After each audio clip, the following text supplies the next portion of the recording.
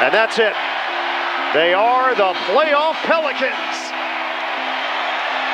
New Orleans knocks off Sacramento. The New Orleans Pelicans defeated the Kings for the 6th time this season. They have to look ahead to what will be a very long offseason where a lot of decisions have to be made on this roster going in to next year.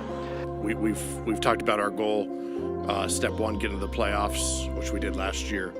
But step 2, stay there and advance. And obviously we're disappointed that this year we didn't continue that goal. Comes that, and the opportunities there will be aggressive. We've done it, and so we've been in some conversations. We always will. We have to find out what's out there, and we got another opportunity. This summer we got, like I said, draft pick in the lottery, a lot of flexibility. Sound the alarms, Kev, because we have some NBA news. The Kings have agreed to a sign-and trade that will see Sacramento acquire DeMar DeRozan from the Bulls in a 3-team deal. What was the deciding factor that led you in Sacramento? I think I was just looking for an opportunity just to, just to win at a high level. Wherever that was going to be, I just want to win. Heard that, DeMar. You got a chance to win right here in Sacktown. Curry steps back.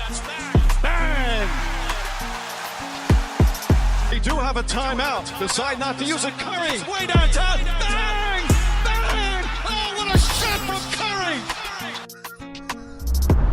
Going into the 2023-2024 season, the Kings suffered a disappointing end to a rather impressive season when an exit from the play-in by way of the Zion-less Pelicans after just a few nights before putting an end to the Warriors season and the infamous Klay Thompson 0 of 10 game.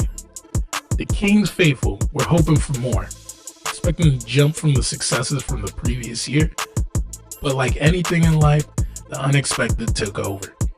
Watching key components like Malik Monk and Kevin Herter go down in the season led to others having to step up, like Keon Ellis and Davion Mitchell. Two guys that picked up the load on the defensive side of the ball for the Kings so much that a team that at its worst was a 119.4 defensive rating in February, which would have them in the same conversation as the Pistons and the Raptors, were able to right the ship at the end of the season to a 111 defensive rating in March and April, which was 4th best in the league. Now isolate that April further with a rating of 108.1, which would only be rivaled by the Knicks and the T-Wolves. If you were expecting a butt, well, that would be an understatement for the yin and yang that this duo caused the team. The defense did take a massive upgrade, but the offense suffered as one of the most dynamic offenses in the league stagnated. The ball started to stick more, causing the Kings to be more reliant on their stars to pick up the offensive load. And the fact that they lose Monk, one of their primary ball handlers and playmakers, forced De'Aaron Fox to force up a lot of ill-advised shots when teammates struggle to create for themselves or be a viable option to catch and shoot. These offensive woes were very much present in their play-in game against the Pelicans, shooting an abysmal 25% from 3, 40% from the field, with Fox and Sabonis carrying 58 points out of their 98 total in that game. Although an unsatisfying end to the season, it showed a blueprint of the potential the Kings could actualize if they were able to replicate their defensive prowess they displayed while also having someone address the offensive help they needed. But who would be that answer? Out of USC, a 6'6" small forward, number 10. Knowing they needed some change, 2022-2023 Executive of the Year Monty McNair decided it was time to take a swing. In comes a 6-time NBA All-Star, 3-time All-NBA player, 1-time Olympic gold medalist, DeMar DeRozan. But is this the answer, or is it simply going to be a marginal change? After the last 16 years of mediocrity the Kings have suffered, they finally have a squad and a coach to be proud of. But as we see more and more often, fans, organizations, and even pundits want success sooner rather than later. So was this a rush decision to go after a player of the likes of DeMar? I don't think so. We look at the breakdown of the deal. Outgoing in this deal was Harrison Barnes, an aging wing who saw his time dwindling in the Kings rotation, and Chris Duarte, a guy still finding his unique fit and role in the league, and a 2031 pick swap sent to San Antonio. Now that one might bite them in the you-know-what, but we'll move on. To acquire a player like DeMar DeRozan for a deal like that is worth every cent on this deal. Pundits will lead you to believe that this is not only not a good deal for the Kings, but it pushes it further to possibly being a terrible deal for the Kings, citing things like DeMar DeRozan is a terrible defender, his lack of a three-point shot will affect the team as a whole. I like to contradict that by stating the obvious. Of course DeMar DeRozan wasn't brought to solve those issues. Don't expect to see him put up 6 attempts from 3 this season and shooting 39% from 3. We have a better chance of watching hell freeze over before seeing that. But expect DeMar to be the answer when the offense stagnates and defenders are blanketing Fox and Sabonis. For Christ's sakes, in a similar situation when he first arrived in Chicago, we saw just how he thrived in that situation. He was runner-up for the Clutch Player of the Year the past 2 years for a reason. The biggest question I'd say is figuring out, how do you factor in all this wing depth? Does it disrupt what the Kings were doing previously?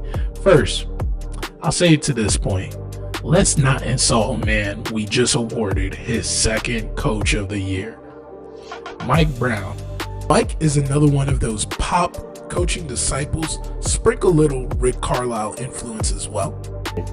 Vivek picked a great guy. He made a name in Cleveland coaching LeBron, had a horrible stint with the Lakers, and then watched the most recent dynasty with a front row seat view. All this to say, he's seen and witnessed a lot of basketball.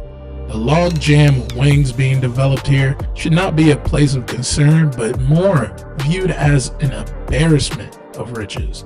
While players that you can uniquely mix and match in DeMar, Ellis, Khvn, and Monk. Hopefully, they can even find some production out of Jalen McDaniels after leaving that 6'9" gauntlet in Toronto. Really, Toronto, what is the deal with the 6'9" players? I'll move on. I liken this situation to when the Warriors acquired Andre Iguodala before the dynasty took off. The year is 2013. The young, and when I mean young, I mean practically still in diapers, Warriors go up against a veteran Nuggets team led by Iguodala. In this battle of a 3-6 seed, the Nuggets begin the series as favorites, but for the first time, we get a glimpse of just what Curry Magic truly looks like. Losing a tight Game 1 to the Nuggets, but then rattling off 3 straight wins off the heroics of Steph Curry, going 30, 29, 31, finishing the series up in 6, showed the Warriors they have a mold, but they weren't quite there yet. They needed help.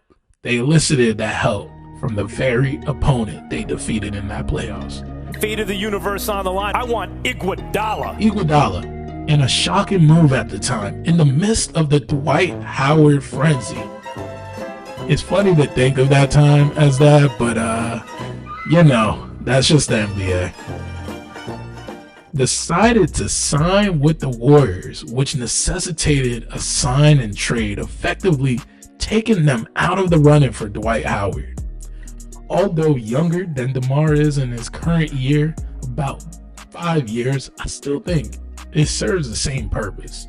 The Kings, like the Warriors, needed that veteran OG, no puns intended, vibe in the locker room that will help glue the rest of this team together. Am I saying the Kings going to be the next dynasty? don't get ahead of yourself, but I do think teams like the Warriors at that time, Kings, OKC, are teams that have to be savvy with moves like this to not only acquire talent, but to find the right pieces for their squad.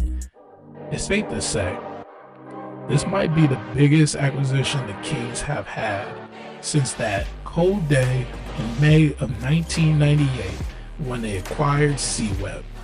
Sorry, Sabonis, you up there too, but what DeMar DeRozan brings to this squad is the difference between being a playoff team and being a legitimate contender.